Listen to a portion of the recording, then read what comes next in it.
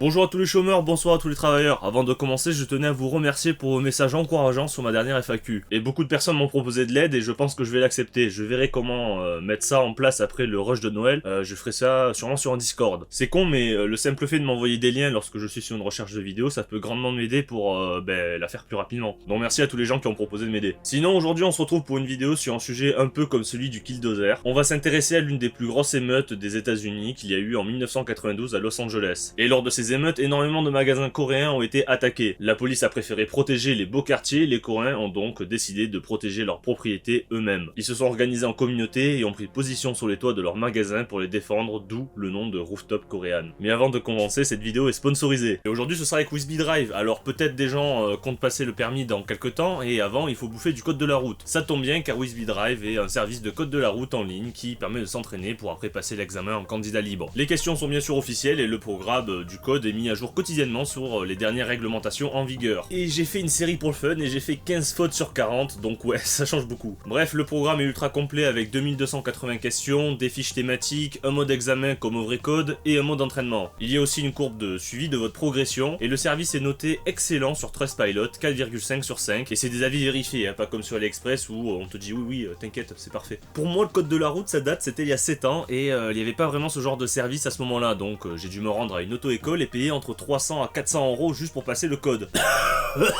Et en plus de devoir me rendre là-bas au lieu d'être en pyjama chez moi. Et là, avec mon code Bruno sur Wispy, il y a moins 40% sous l'offre 12 mois qui est habituellement à 24,90 €, ce qui vous fait seulement 15 €. Et ça se fait vite, hein, je me suis allé l'avoir speedrun en même pas 3 semaines, donc si vous imitez, ça peut aller très vite. Je précise avant de me faire attraper par le call que l'examen de 30 € n'est pas compris dedans, ce qui fait un total de 45 € pour passer le code. Moi, le prix de l'examen était compris dans les 400 €, mais j'ai envie de dire...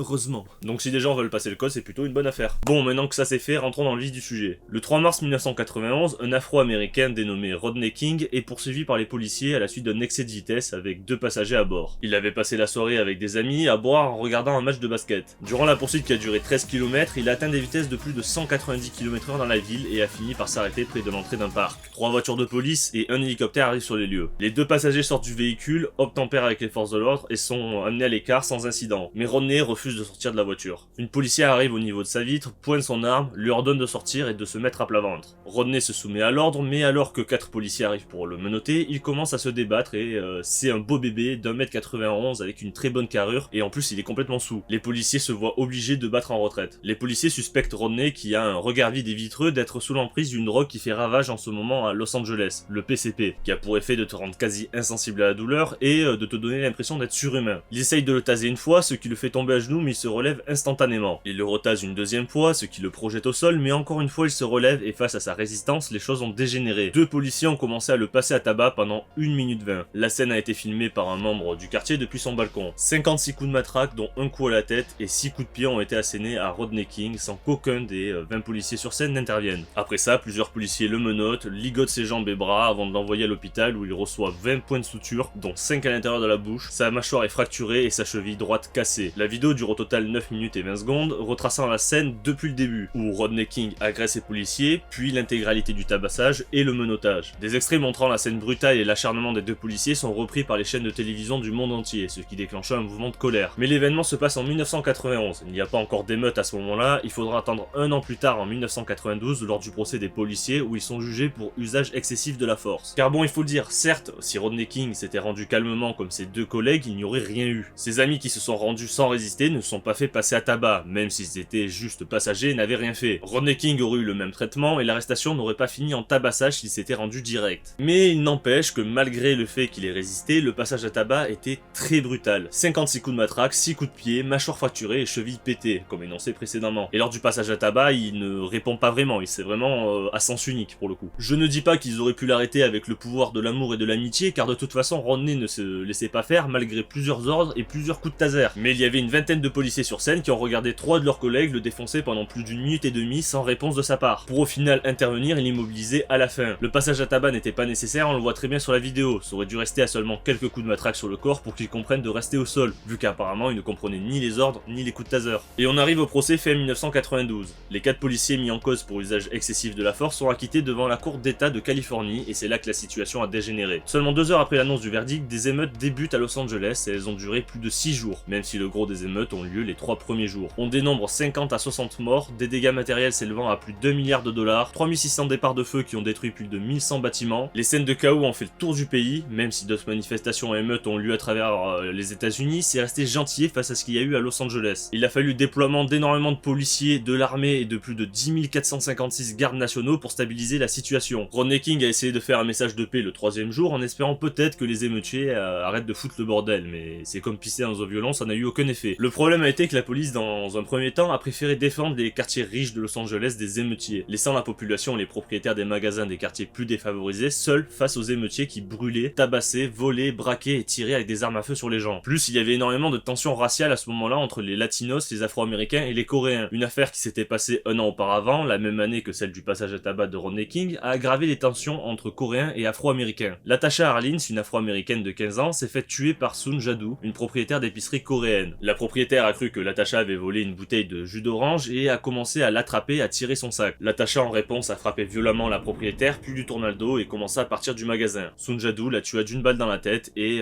l'enquête a montré que Latasha comptait bien payer la bouteille de jus d'orange car elle avait la monnaie dans sa main. Elle a juste dû la mettre dans son sac pour la transporter plus facilement jusqu'à la caisse. Sauf que lors du jugement qu'il a eu une semaine avant celle du policier qui ont passé à tabac Rodney King, la propriétaire du magasin a eu une peine plus que légère. 50 sursis, 400 heures de travaux d'intérêt général et 500 $ d'amende. Des rappeurs ont sorti plusieurs sons ou références en rapport avec cette affaire, Tupac avec Keep Your Head Up et Ice Cube avec Black Korea. D'ailleurs pour Ice Cube, le son avait des propos racistes et appelait à brûler les magasins des Coréens s'ils ne respectaient pas les blacks. Il s'est excusé plus tard mais il a clairement jeté de l'huile sur le feu. Donc les magasins coréens ont été la cible principale de ces émeutes et Koreatown a été le quartier le plus touché. 2300 petits commerces ont été pillés et vandalisés par les émeutiers, causant plus de 400 millions de dollars sur les 1 milliard de dégâts qu'il a eu au total. Même si tout le monde a été touché, des propriétaires noirs, blancs et latinos sont quand même fait piller et brûler leurs magasins. Mais les Coréens ont été la communauté la plus touchée. Et sur les 11 000 personnes arrêtées lors des émeutes, les statistiques montrent que 52% des personnes interpellées étaient d'origine hispanique, 36% étaient des afro-américains et 9% étaient des blancs. Beaucoup de gangs latinos ont profité du chaos pour régler leurs comptes avec d'autres gangs ou la police. Bref, c'était pas simplement des scènes de règlement de compte entre différentes communautés. Les institutions étaient aussi visées. Les Coréens se retrouvant isolés, sans aide des forces de l'ordre, ont dû s'organiser entre eux pour protéger leurs magasins. Des radios coréennes ont appelé tous les Coréens à se regrouper dans Koreatown et de prendre des armes afin de former des milices. Le peu de policiers d'origine coréenne dans la police de Los Angeles sont partis au secours de leur communauté.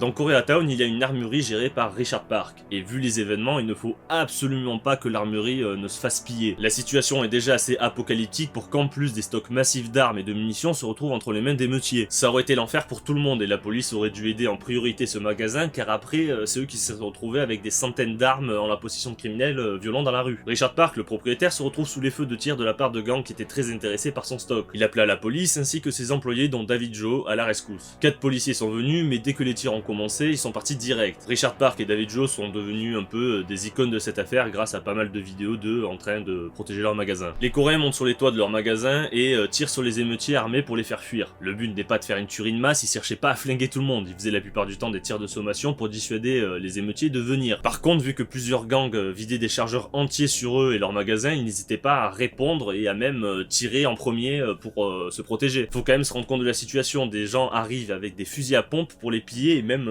potentiellement les tuer, ils n'ont pas le choix. Ils avaient absolument aucun renfort de la police. Un adolescent coréen de 18 ans est mort par balle alors qu'il défendait une pizzeria avec ses amis. La situation était très tendue. Mais les Coréens ont donné du fil à retordre aux émeutiers et ont défendu au mieux leur magasin face au chaos ambiant. Il faut remettre un peu de contexte historique sur cette immigration coréenne de l'époque. Pour faire un peu d'histoire très rapide, la Corée du Sud a participé aux côtés des Américains à la guerre du Vietnam. Et lors de leurs opérations, ils avaient un ratio de 20 personnes tuées pour une perte chez eux. Les Coréens du Sud étaient très redoutés par leurs ennemis lors de cette guerre et à l'inverse, ils étaient très appréciés de leurs alliés pour leur efficacité. Par contre, rien n'est rose et l'armée coréenne a commis énormément d'exactions en tuant beaucoup de civils, voire des villages entiers de Vietnamiens car il est suspecté de donner des renseignements. Ils étaient connus pour être impitoyables. En 1967, la 11e compagnie du Dragon Bleu a subi une attaque sur leur base de la part de 2 régiments vietnamiens. Ils n'ont pas réussi à repousser l'attaque malgré les mines et les fils barbelés autour de la base car l'ennemi était trop nombreux. Et la bataille s'est transformée en combat rapproché dans la base et s'est même terminée à la baïonnette. À la fin de cette bataille, on dénombre 245 morts côté vietnamien et 15 côté coréen. Tous les soldats du bataillon ont été promus d'un grade et c'est la bataille où le plus de médailles a été donné de l'histoire de Corée du Sud. Bref, c'était juste pour donner un aperçu de qui affrontait les manifestants. Les papis coréens qui ont l'air très déter sur les vidéos le sont réellement car la plupart ont participé à la guerre du Vietnam. Et pour les plus jeunes, ils ont de toute façon fait le service militaire qui est obligatoire en Corée. Il est d'ailleurs encore maintenant. Et leur service militaire n'est pas un camp de vacances avec la menace que représente la Corée du Nord à leur leurs frontières. C'est pas le service universel où ils vont ramasser des déchets sur la plage. Maintenant, comme sur ma vidéo pour le Killdozer, j'ai fait un petit montage en musique avant de conclure la vidéo. Je trouve que ça rend vraiment bien et ça vous permet de vous imprégner des scènes sans que je parle en continu avec des explications.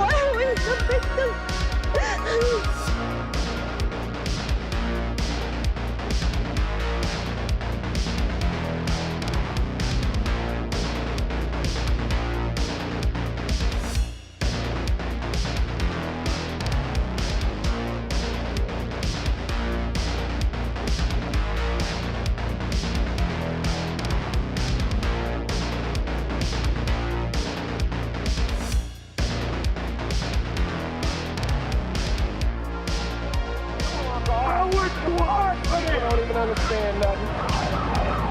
Come on. That's not right. That's not right. It's not right what y'all doing.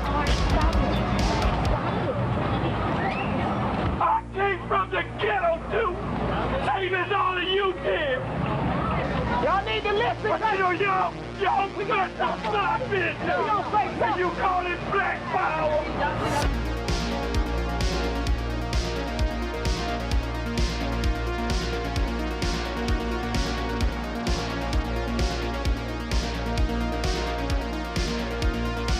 We have no hatred towards black people. We have nothing against anybody. All we wanted to do is work hard and make it like the rest of us.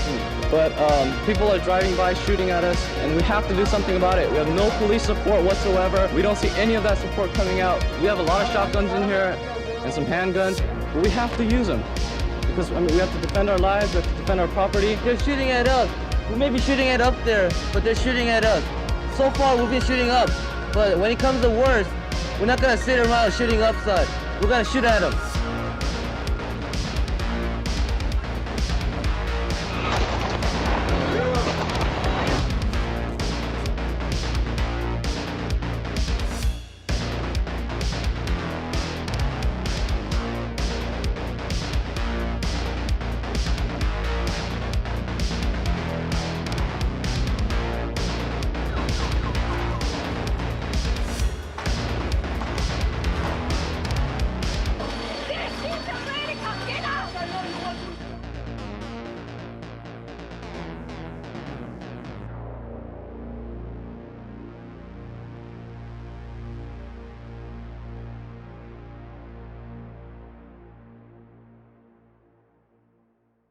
Je redis bilan cette histoire, 1 milliard de dégâts, dont 45% chez les Coréens à eux seuls, et seulement un magasin sur 4 leur appartenant ont réouvert. La communauté coréenne a énormément souffert économiquement, et encore maintenant on ressent l'impact. Il y a eu 3600 incendies, 1100 bâtiments détruits, 50 à 60 morts, 35 par balle dont 10 par les forces de l'ordre, 8 lors d'accidents de voiture, 5 personnes brûlées, 2 personnes poignardées et un homme étranglé. 730 Coréens ont souffert de stress post-traumatique, et d'après un sondage, 40% d'entre eux voulaient quitter Los Angeles. En 1993, les policiers qui ont passé à tabac Rodney King sont rejugés par un tribunal fédéral. Ils sont condamnés le 11 avril à 30 mois de prison ferme et Rodney King a reçu 3,8 millions de dollars en compensation. La communauté coréenne a commencé à s'engager politiquement après ces événements, afin d'un côté créer des relations avec les autres communautés de la ville, et aussi pour ne plus être ignorés par les forces de l'ordre qui les ont totalement abandonnés lors de ces émeutes. Bon, ce sera tout pour cette vidéo. Si elle vous a plu, n'hésitez pas à mettre un pouce bleu, à la partager et à vous abonner. Si un jour vous vous retrouvez dans des émeutes et que les toits parlent coréen, c'est qu'il ne faut pas piller ces magasins. Allez, on se retrouve une prochaine fois pour une nouvelle vidéo. Bonne journée à tous les chômeurs, bonne soirée à tous les travailleurs. Salut mes potes.